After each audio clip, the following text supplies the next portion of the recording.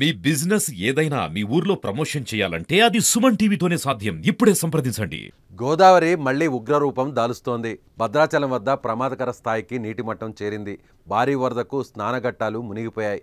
ప్రస్తుతం భద్రాచలం వద్ద 43 అడుగుల స్థాయికి నీటి మట్టం చేరింది. దీంతో మొదటి ప్రమాద హెచ్చరిక జారీ చేశారు అధికారులు. నిన్న మధ్యాహ్నం నుంచి ఇప్పటి వరకు 20 అడుగుల మేర గోదావరి నీటి మట్టం పెరిగింది. ఇక 48 అడుగుల వరకు భద్రాచలం వద్ద గోదావరి నీటి మట్టం పెరిగే అవకాశం ఉందని కేంద్ర జలసంఘం అధికారులు అంచనా వేస్తున్నారు. గోదావరి దిగువన శబరి నది ఉప్పొంగి ప్రవహిస్తోంది. శబరి పోటు వేస్తే గోదావరి ప్రవాహం వేగం తగ్గి భద్రాచలం వద్ద నీటి మట్టం మరింత పెరిగే అవకాశం ఉంది. కేంద్ర జలసంఘం సూచనలతో జిల్లా యంత్రాంగం అప్రమత్తమైంది. గోదావరి తీర ప్రాంత వాసులు అప్రమత్తంగా ఉండాలని సూచన చేస్తోంది. ఛత్తీస్గఢ్లో కుండపోత వర్షాలకు దిగువకు భారీగా వరద వచ్చి చేరుకుంటోంది.